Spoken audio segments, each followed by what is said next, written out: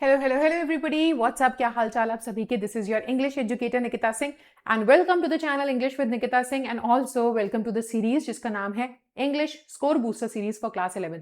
सो आज इस सीरीज के अंदर हम जो चैप्टर डिस्कस कर रहे हैं वो आपके क्लास 11th की सबसे पहली पोम है जिसका नाम है अ फोटोग्राफ। सो बेटा, इस वीडियो के अंदर आपको मिलने वाला है complete explanation, poetic devices, central idea या थीम जिसे हम कहते हैं, और साथ ही साथ मैं आपको कीवर्ड्स एंड की फ्रेजेस भी देने वाली हूं इस पोम से रिलेटेड। तो ये सब कुछ मिलेगा जस्ट अंडर 15 मिनट्स। तो करते हैं शुरू बिना किसी देरी के। तो देखो, सबसे पहले तो ये जो फोटोग्राफ पोम है ये किसने लिखी है, राइटर का नाम याद रखना। बस ये राइटर का नाम तुम्हें याद रखना है, क्योंकि एग्जाम में जब आंसर लिखते हो ना तो ये छोटी छोटी डिटेल से तुम्हारा आंसर सॉलिड बनता है, वरना ये दिक्कत आएगी कि मैम कितना लिख के आ जाओ, नंबर ही नहीं मिलते। तो राइटर का नाम याद रख लो, शर्ली टोल्सन। ये आपके राइटर का नाम है, कमेंट सेक्शन में अभी लिख दो ताकि याद हो जाए। अब शुरू करते हैं। सबसे पहले आ जाते हैं पोम के एक्सप्लेनेशन पर। बहुत ही प्यारी सी पोम है बेटा, ये 3 स्टैंजास में डिवाइडेड है। सबसे पहले है तो यहाँ पे ना बात क्या हो रही है, यहाँ पर एक फोटोग्राफ की बात हो रही है, जैसे कि टाइटल में दिया गया है। अब एक फोटोग्राफ है, एक छोटी सी फोटोग्राफ है जो कि कार्डबोर्ड के फ्रेम पर है। ठीक है, प्लास्टिक लकड़ी का फ्रेम नहीं है, कार्डबोर्ड का फ्रेम है। और इस फोटोग्राफ के अंदर ना 3 लड़कियां हैं। ठीक है, हमारी जो राइटर है शर्ली टूल्सन, उनकी मम्मी है बीच में जो कि 12 साल की है, और उनके साइड में एक तरफ उनकी एक कजन है बेटी, दूसरी तरफ एक कजन है डॉली, और ये 3 लड़कियां, ये तीनों कजन जो है साथ में खड़े होकर फोटो खिंचवा रही हैं, और उनके अंकल वो फोटो को खींच रहे हैं। सो यही बताया जा रहा है कि ये जो कार्डबोर्ड की फोटोग्राफ है ना, कार्डबोर्ड के फ्रेम में जो फोटो लगी है, ये बताती है कि कैसा था वो समय, कैसा था वो समय जब 2 लड़कियां है ना अपने कजन्स के साथ, आप कह सकते हो कि वो जो तीनों लड़कियां मिल करके आपस में, जो कजन्स थे मिल करके बीच पे जाया करते थे। जैसे होता है ना हॉलीडेज वगैरह में, वेकेशंस पे बच्चे खेलने जाते हैं पार्क वगैरह या कहीं पर, तो ये लोग बीच पे जाया करते थे छुट्टियों में। और उनके अंकल जो है ना, वो क्या कर रहे थे, उस फोटो को क्लिक कर रहे थे। अब वो बोल रहे हैं कि देखो ये तब की फोटो है जब मैं पैदा भी नहीं हुई थी, जब मेरी मम्मी खुद 12 साल की थी, तब की फोटो है। ठीक है, उस फोटो के अंदर ये लड़कियां खड़ी हैं और उनके पैर जो है वो समुद्र के पानी में है। ठीक है, पैरों में ऐसे पानी आ रहा है, लहरें आ रही हैं। अब वो कह रहे हैं कि वो फोटो जो है ना, उससे अगर अभी देखा जाए तो बहुत बदलाव आ चुका है, क्योंकि वो जो मेरी मम्मी है, जो बच्चे हैं वो अब ऐसे नहीं है, पर वो समुद्र एकदम वैसा का वैसा ही है। सो ये पोम यहाँ पे ये भी दिखाती है कि कैसे चेंज जो है वो लायबल है, होना ही होना है। हम इंसान जो है, अब उनके पैर जब वो छोटे थे, 12 साल की थी उनकी मम्मी, उनके पैर इतने इतने से थे। तो टेरिबली ट्रांजिएंट भी बोला जा रहा है कि तब उनके पैर छोटे छोटे से थे, लेकिन अब देखो वो बड़ी हो गई हैं, लेकिन समुद्र वैसा का वैसा ही है। अब वो उतनी छोटी नहीं रही, उनके पैर भी उतने छोटे नहीं रहे। ठीक है, आगे बोला जा रहा है कि मेरी मम्मी जब उस फोटो को देखा करती थी ना, तो मेरी मम्मी फोटो को देख के हंसा करती थी और बोलती थी ये देखो ये बेटी है, ये देखो ये डॉली है, और देखो हम लोग को ना हमारे मम्मी पापा कैसे तैयार करके भेजा करते थे बीच पे। अब तीसरे पैराग्राफ में वो बोलती हैं कि देखो आज मेरी मम्मी को मरे हुए 12 साल हो चुके हैं। ठीक है, और जब मैं ये फोटो देखती हूं तो मुझे याद आता है क्या, मेरी मम्मी का इस फोटो को देख के मुस्कुराना। सो बेसिकली बेटा ये पोम बता रही है कि कैसे एक फोटोग्राफ से दोनों मदर एंड डॉटर कनेक्टेड हैं। इस पोम के अंदर उनके पेन को भी दर्शाया जा रहा है कि कैसे जब मम्मी है ना, वो जो फोटो थी, पहले स्टैंजा में आपको बताया गया फोटो का डिस्क्रिप्शन।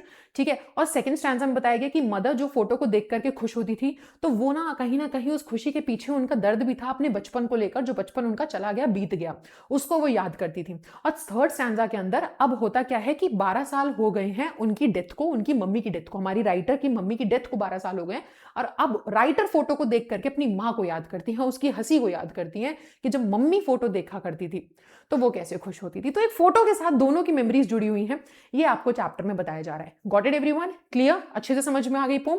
अब हम आते हैं सबसे मेन चीज पर, जो कि है इसका सेंट्रल आइडिया या थीम। अब देखो, सबसे पहला तो है पेन ऑफ लॉस। जाहिर सी बात है भाई, दोनों के दोनों जो है कहीं ना कहीं एक लॉस, जो चीज वो खो चुके हैं उसको याद कर रहे हैं। पोएट की मम्मी जो थी वो बचपन को खो चुकी थी, तो फोटो देख के बचपन याद करती थी, और अब इनकी जो बेटी है यानी कि जो पोएट है वो अपनी माँ को खो चुकी है, मदर की डेथ हो गई है, डेथ को हुए 12 साल हो चुके हैं, मम्मी को गए, तो फोटो को देखकर वो अब अपनी खोई हुई माँ को याद करती हैं। अगला, इनएविटेबिलिटी ऑफ चेंज, यानी कि भाई चेंज तो होना ही है, ये तो जिंदगी का, ये तो दुनिया का नियम है, हम भी बदलते हैं, बस जो नेचर है वो वैसा रह जाता है, पहाड़ समुद्र वो वैसे ही रह जाएंगे। तो जिस समुद्र में उनके पैर डूबे थे वो समुद्र वैसा ही है, लेकिन वो लड़कियां अब उतनी छोटी नहीं, वो बड़ी भी हो चुकी हैं, और कहीं ना कहीं उनकी तो मम्मी की डेथ भी हो गई है।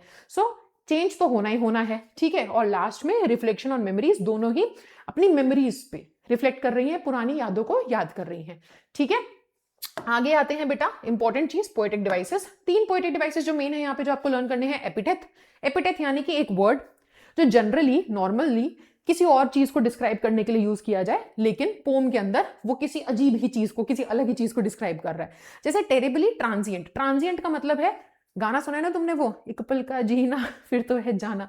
ट्रांजिएंट का मतलब है क्षण भर का, पल भर का, कोई चीज जो पल भर की है, जो अभी है फिर नहीं। तो टेरिबली फीट को बोला जा रहा है, पैरों को बोला जा रहा है टेरिबली ट्रांजिएंट, ठीक है। तो यहां पर एक ऐसा एडजेक्टिव एक ऐसे वर्ड को डिस्क्राइब कर रहा है जो कि नॉर्मली होता नहीं है।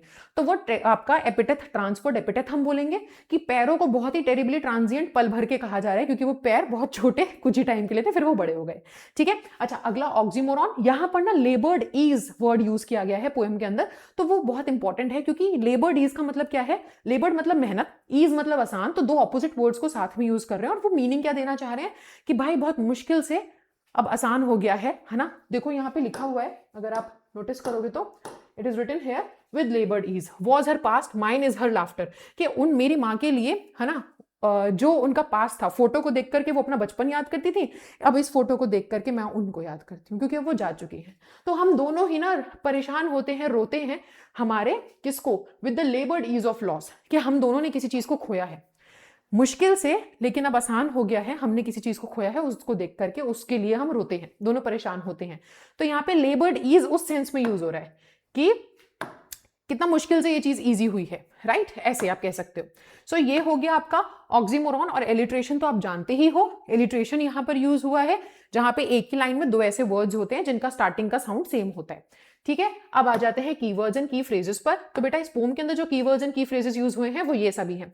अगर क्वेश्चन आता है फोटोग्राफ के बारे में, तो ये सब वर्ड्स आप यूज करोगे कि वो कार्डबोर्ड फ्रेम में था, उसमें बीच हॉलीडे पे गए हुए थे, ट्रांजिटरी मेमोरी या मोमेंट कैप्चर हुए हैं, फ्रोजन मेमोरी है बचपन की, स्माइलिंग फेसेस है 3 लड़कियों के, ठीक है, ये सब। अगर आपसे क्वेश्चन आता है पोएट की मम्मी के बारे में, तो innocent Joy, youthful exuberance, radiant childhood happiness, mummy का केयर फ्री स्माइल, ये सब आप, उनका पास्ट प्रिजर्व हुआ था फोटोग्राफ में, वो एक मोमेंट कैप्चर था, ये सब यूज कर सकते हो कीवर्ड्स। अगला, अगर पैसेज ऑफ टाइम के बारे में बात होती है, तो भाई देखो जाहिर सी बात है, समय तो मर्सीलेस है, समय तो बदलता चला जाएगा, बढ़ता चला जाएगा, वो किसी पे रहम नहीं खाता, ठीक है। Time has altered everything, photograph को छोड़ के सब बदल चुका है ना, ये सब आप कीवर्ड्स यूज कर सकते हो। रिट्रीवेबल लॉस, कि ऐसी चीज को खो देना, या लॉस जो कि आप पलट नहीं सकते, ठीक है, जैसे अपना बचपन वापस नहीं ला सकते, और जिन मम्मी की डेथ हो गई उन्हें जिंदा नहीं कर सकते। अगला, अगर क्वेश्चन आता है टोन और इमोशन पर इस पोम की, तो बेटा नॉस्टैल्जिक, रिफ्लेक्शन है, ये सभी वर्ड्स आप यूज करोगे, ठीक है। अब आई होप आपको ये वीडियो अच्छा लगा होगा, तो चैनल को जरूर सब्सक्राइब करना है। इसकी पूरी एक मैंने प्लेलिस्ट बना रखी है चैनल के ऊपर, इस प्लेलिस्ट में सारी वीडियोस आएंगी, क्लास 11th की दोनों बुक्स की सारी वीडियोस, सारे चैप्टर्स को 15 मिनट में मैं कवर करने वाली हूँ, कीवर्ड्स, की फ्रेजेस, सब कुछ मिलने वाला है। तो जा करके प्लेलिस्ट को चेकआउट कर लो, लिंक मैं डाल दे रही हूँ, ठीक है, स्क्रीन पर आ जाएगा, वहां से जाकर के देख लेना, और सब्सक्राइब कर लेना चैनल को। वीडियो अच्छा लगे तो कमेंट्स में जरूर बताना। तब तक के लिए bye bye, take care everyone, and thank you so much.